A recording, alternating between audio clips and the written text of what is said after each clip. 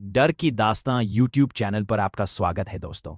यहाँ आपको सुनने को मिलती है भूतिया कहानियां, इसीलिए हमारे चैनल को सब्सक्राइब कर लीजिए। अब चलिए कहानी शुरू करते हैं। मेरा नाम अंकित है। हम 4 यार थे। मैं, मेरा सबसे करीबी दोस्त रोहन और 2 बहनें प्रिया और सान्या। हम चारों को एडवेंचर का बहुत शौक था। हमेशा कोई ना कोई नई जगह एक्सप्लोर करते रहते थे। वो वीकेंड रोहन ने एक प्लान बनाया। सुनो, उसने एक दिन ग्रुप कॉल पर बोला। आवाज में एक अजीब सी उत्सुकता थी। मैंने एक जगह सुनी है, भूतिया बाग के नाम से फेमस है। एक पुराना सूना हुआ वाइल्ड लाइफ सेंचुरी है। लोग कहते हैं वहां रात को अजीब आवाजें आती हैं, कुछ दिखता है, कुछ हिलती हुई छाएं। प्रिया ने चीख मारी, अरे भाई, हमें नहीं जाना वहां। हॉरर मूवीज में ही ऐसे लोग मारे जाते हैं। लेकिन रोहन मनाने वाला कहा था, अरे छोड़ो यार, वो सब अंधविश्वास है। देखो, मैंने रिसर्च किया है। वहां का जंगल, वो पुराने रुइंस बहुत ही फोटोजेनिक हैं। एक आखिरी ट्रिप है गाइस, उसके बाद तो हम सब अलग अलग शहरों में चले जाएंगे नौकरी के लिए। उसका आखिरी ट्रिप वाला जुमला काम कर गया।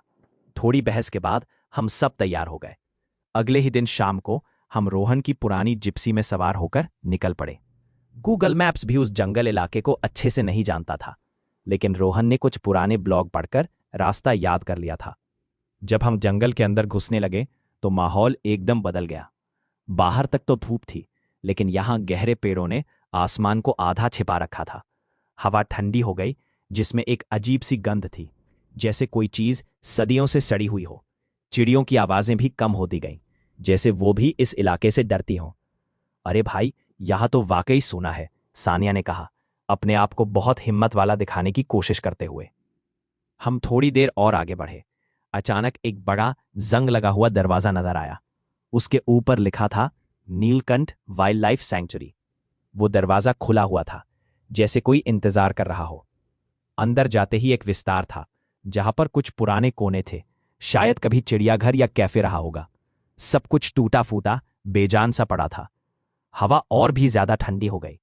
चलो, यहां से कुछ फोटोज लेते हैं, रोहन ने कहा, अपना कैमरा निकालकर। हम लोग फोटो खींचने लगे। पहले तो सब ठीक था, हंसना, मजाक उड़ाना, पोज देना। लेकिन फिर अचानक से मैंने महसूस किया कि प्रिया एकदम खामोश हो गई थी। वो कोने में खड़ी एक टूटी हुई खिड़की को देख रही थी। उसकी आंखें फैली हुई थीं। क्या हुआ प्रिया? मैंने पूछा। उसने हाथ उठाकर उस खिड़की की तरफ इशारा किया। वहां कोई खड़ा था, एक आदमी, बिल्कुल काला। हम सब ने देखा, वहां कोई नहीं था, सिर्फ गहरी छांव थी। तेरी आंखों का धोखा है, रोहन हंसा। यहां तो कोई है ही नहीं। प्रिया ने कुछ कहा नहीं, लेकिन उसकी नाक की सीटियां चढ़ने लगीं। उसने अपने आप को सहला लिया। हम थोड़ा और आगे बढ़े। एक पुराना 2 मंजिला मकान था। शायद फॉरेस्ट रेंजर्स का ऑफिस कभी हुआ करता था। सीढ़ियां टूटी हुई थीं, दीवारों पर लीकें उतर आई थीं। चलो अंदर चलते हैं, रोहन ने कहा, अपना टॉर्च जलाकर। अंदर का माहौल बिल्कुल सफोकेटिंग था। हर तरफ मिट्टी, गिरे हुए प्लास्टर और पत्ते थे। हवा में एक अजीब सी सादगी थी। हम नीचे वाले कमरों में घूमे। कुछ खास नहीं था। यहां कुछ नहीं है, चलो ऊपर चलते हैं, सानिया ने कहा। ऊपर की सीढ़ियां खराब थीं। हम धीरे से चढ़ने लगे। मैं आखिरी था। जब मैं आधा चढ़ चुका था, तब अचानक मुझे लगा जैसे नीचे कोई है। मैंने पीछे मुड़कर देखा। नीचे सामने वाली दीवार के साए में एक आदमी खड़ा था, बिल्कुल काला, जैसे प्रिया ने कहा था। ना उसकी शक्ल दिख रही थी, ना ही कोई भाव। वो बस खड़ा था और लग रहा था जैसे वो हमें देख रहा हो। देखो, मैं चिल्लाया, कोई है वहां। जब सबने टॉर्च मारे तो वहां कोई नहीं था, लेकिन मैंने वो चीज साफ देखी थी। मेरा दिल धड़कने लगा। अब रोहन भी थोड़ा घबराया हुआ था। चलो गाइस, यहां से निकलते हैं, शायद कोई भिखारी या आदमी हो, उसने कहा, आवाज थरथरा रही थी। हम ऊपर पहुंचे। ऊपर एक बड़ा हॉल था। वहां कुछ पुराने फर्नीचर पड़े थे, सब चीजें धूल से लदी हुई थी। तभी प्रिया ने फिर से चीख मारी, वो फिर से यहां है। हमने देखा, सामने वाली खिड़की के बाहर साए में वही काला आदमी खड़ा था।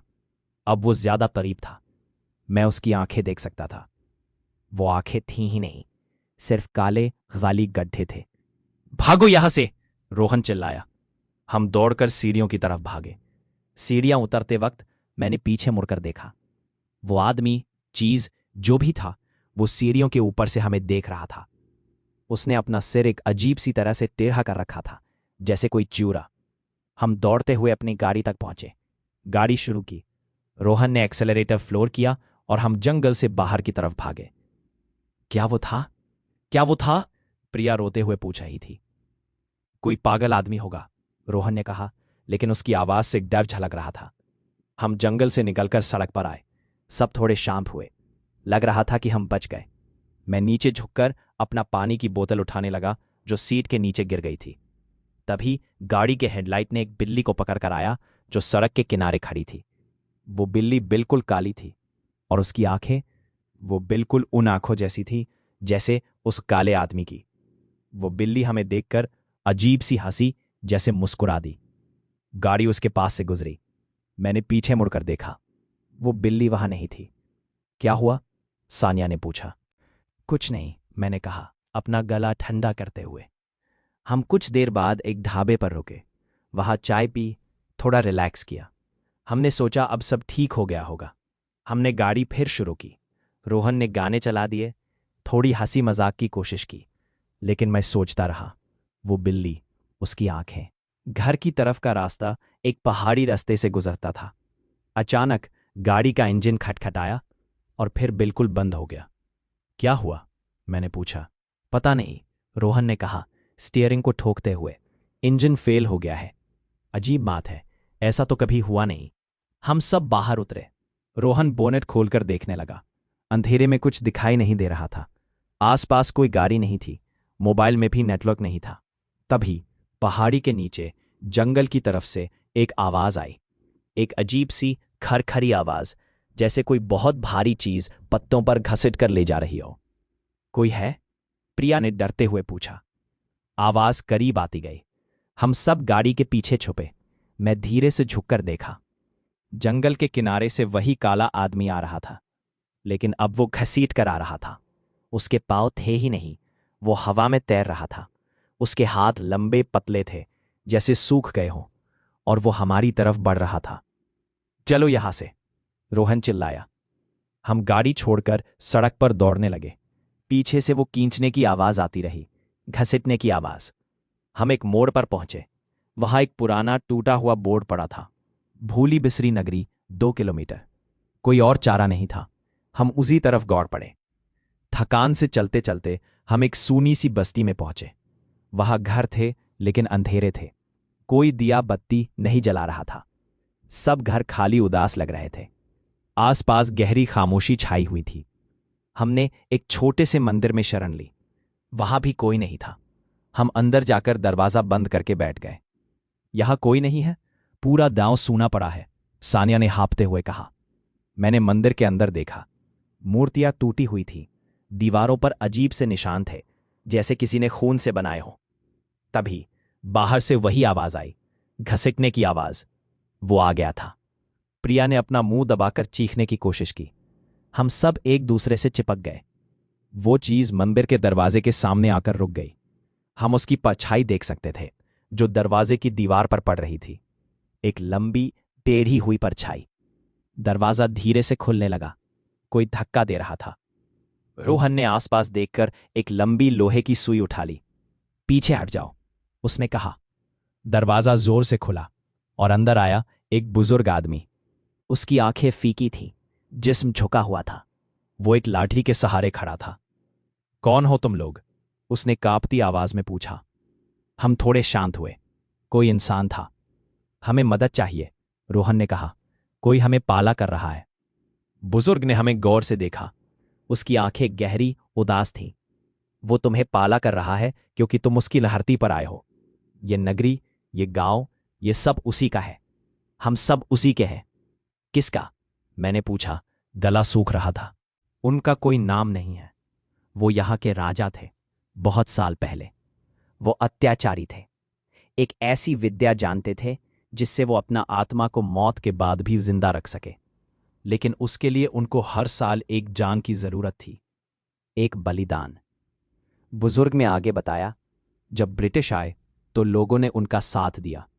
राजा ने गद्दार समझा और पूरे गांव को, अपनी ही प्रजा को, एक रात में मारकर खाली कर दिया। अब वो यहां आत्माओं को फंसा कर रखता है। वो हर किसी को अपना गुलाम बना लेता है जो उसकी जमीन पर आता है। वो बिल्ली, वो उसका रूप है। वो आदमी, वो उसका साया है। तो हम क्या करें? प्रिया ने रोते हुए पूछा। बुजुर्ग ने कुछ कहा नहीं, बस अपनी लाठी से बाहर जंगल की तरफ इशारा किया। हमने देखा, मंदिर के बाहर गहरे अंधेरे में 100, हजारों, कितनी ही आंखें चमक रही थीं। वो गांव के लोग थे जो मर चुके थे लेकिन अब भी यहां फंसे हुए थे। और उनके बीच में वो काला आदमी खड़ा था। अब उसकी आंखों से एक प्रकाश नीचे आती हुई दिखाई दे रही थी, जैसे वो हमें बुला रहा हो। बुजुर्ग आदमी बोला, वो तुम्हें बुला रहा है। अब तुम भी उसी के हो। तुम्हारी आखिरी ट्रिप यहीं खत्म होगी।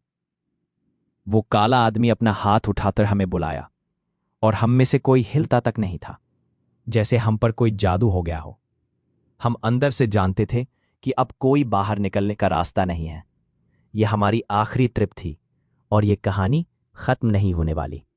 हमें उम्मीद है दोस्तों, आपको ये कहानी पसंद आई होगी। अगर पसंद आई है तो वीडियो को लाइक करो, चैनल को सब्सक्राइब करो और अपने दोस्तों के साथ शेयर करना ना भूलें।